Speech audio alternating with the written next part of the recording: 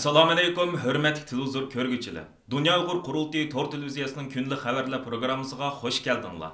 Men İftixar Abdurashid. Hurmatli ko'rurmanlar. Tövəndə diqqətinizlər kunlik xabarlar proqramımızın təfsilatı bo'lsin. Angliya parlamentining tashqi ishlar komiteti 18 dekabr bir tavsiya doklati e'lon qilib, Angliya hukumatining Xitoyni Angliya uchun tahdid deb bekitishni talab qilgan. Angliya hukumatining Xitoyni Angliya uchun tahdid deb bekitishini talab qilgan. Dokladda ko'rsatilishicha, Xitoy Angliya uchun nurg'un o'xshamagan qatlamlarda jiddiy tahdid paydo qilmoqda ekan. Dokladda Şoڭa Tashqi ishlar komiteti Angliya hukumatining universal siyosat baholash hujjatidagi Xitoy Angliya uchun sistemlik raqib degan ifodani Angliya uchun tahdid deb o'zgartishni qo'llaydiganligini bildirgan. Angliya Sama xabarlarining bu vaqtdagi xabarida dokladda Beijingga texmi qattiq qo'l bo'lishining xavfi aks ettirilishi bilan bir vaqtda Xitoyning aqliy mulk o'g'irlash, Angliya fuqarolariga tahdid silish, kishilik huquqiga xiloflik qilishni o'z ichiga olgan xatarlarning ta'kidlanganligi, Xitoyning Hong Kong demokratiya namoyishchilarini bostirish, Tayvanga tahdid selish, Uyg'urlarga ziyonkashlik qilish jihatlarida xalqaro tanqidga uchrayotganligi ko'rsatilgan. Dokladda yana Angliyaning Xitoy bilan ba'zi xalqiliq sohalarda davomli hamkorlashish bilan bir vaqtda Xitoyga tayinishni azaytishi, Angliya o'zining qimmat qarshida ching turishi, Xitoyning ta'minlash zanjirini qoral sifatida qo'llanishiga qarshi Angliya o'zining bardoshlik berish kuchini texmi kuchaytirish orqali dunyoviy o'yinchi sifatida texmi unumli rol o'ynashi mumkinligi ta'kidlangan. Dokladda mundaq deyilgan: uzun muddatlik nishon cho'qim texmi bardoshlik berarlik va iqtisodning ko'p xillashishini ilgari surish bo'lishi kerak. Shundoq bo'lganda kelgusida Angliya Xitoy Xalq Jumhuriyatining tajovuzchiligi yoki kishilik huquq dafsanchiligiga taqobil turish uchun o'zining harakatini tanlash erkinligiga ega bo'ladi. Xitoydagi virus vabosining yaqin kelgusida g'oyat zo'r to'lqin tariqasida butkul Xitoyni qoplaydiganligi, buningda oz deganda Xitoy nufusining 60% virus bilan yuqumlanib 1 millioncha kishining o'lish ehtimolligi borligi ma'lum bo'lgandan keyin buning dunyoga ko'rsatadigan ta'siri har qaysi hukumatlarni andishiga silishga boshladi.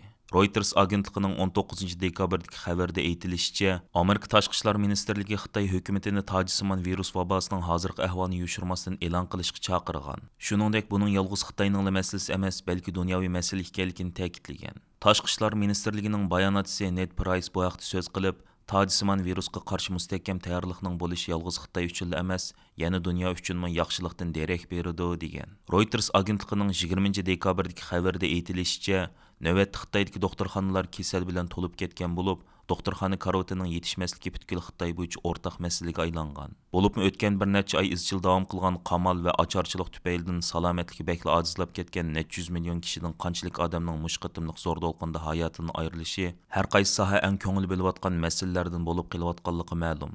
Xitoyda g'oyat zo'r ko'lamlik virus vabosi yamaraydiganligi ma'lum bo'lgandan buyon qizitma qaytirish dorisi qatorliq dorilarning bahosi necha hassa o'rlab qolmasdan butkul Xitoydagi dorixonalarda qurib ketgan. Bunun bilan Hong Kong va Tayvandagi Xitoylar bas-basda o'zlari turishlik joylardan bu xildagi dorilarni setib olib, Xitoydagi urug' tuqqanlarga va do'stlarga avatishga boshlagan. Hozir Oxford Universiteti va New York Universitetining xizmatchisi bo'lgan Germaniyalik tilshunos, ilohiyatshunos professor Alexander Gerlach yaqinda Germaniyada nashrdan chiqadigan Fox axborot kanalida "Yo'qolsin Xi Jinping" degan bu sado mustabidning ojizligini to'satdan oshkorlab qo'ydi nomli bir maqola e'lon qildi. Maqolada Urumchilik o't ofatidan keyin paydo bo'lgan Xitoydagi qo'zg'alishlarning natijasida Xi Jinpingning yuqumni nolga tushirish siyosatini yumshatganligi, "Yo'qolsin Xi Jinping", "Yo'qolsin kommunistik partiya" degan sadolarning hokimiyat qatlamida sarosim paydo qilganligi, bu sadoning o'zini hammaga qodir o'ylaydigan Xi Jinpingning amaliyot u qadar kuchli bir emasligini isbotlab berganligi bayon qilinadi.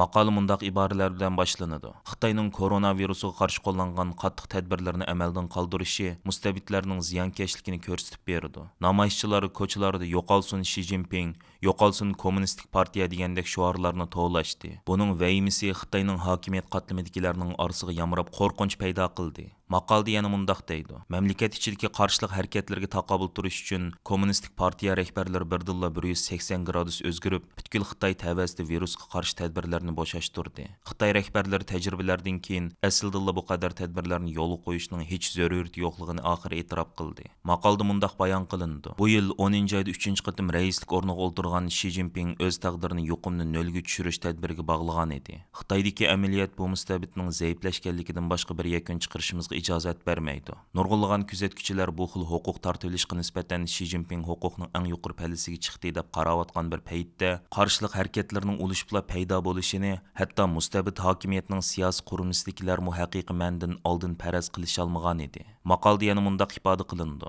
Uyg'urlarning Xinjiang o'lkasida yuqumga qarshi turish siyosati sababli o'yga solab qo'yilgan 10 Uyg'urning jiniga zomin bo'lgan o't opati bu davlat qarshilik harakatlarini portlatdi. Bu namoyishchilarning Xinjiangliklar bilan birlasha oldiganligini, ularga hissdoshlik qildiganligini Xitoy Kommunistik partiyasining hech qachon tasavvurmi qilib boqmaganligi ma'lum bo'lmoqda.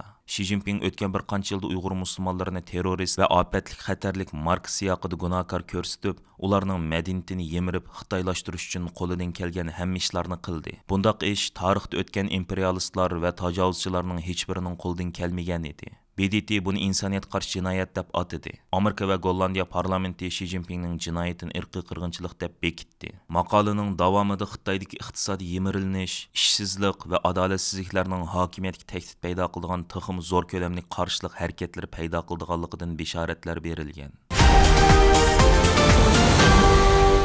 Amerikaning Cumhuriyetçi Avam Palata a'zolaridan Mike Gallagher Amerikaliklarni Xitoy video taratquchisi TikTokni o'zlarining ijtimoiy aloqa vositalaridan o'chirib tashlashga chaqirgan.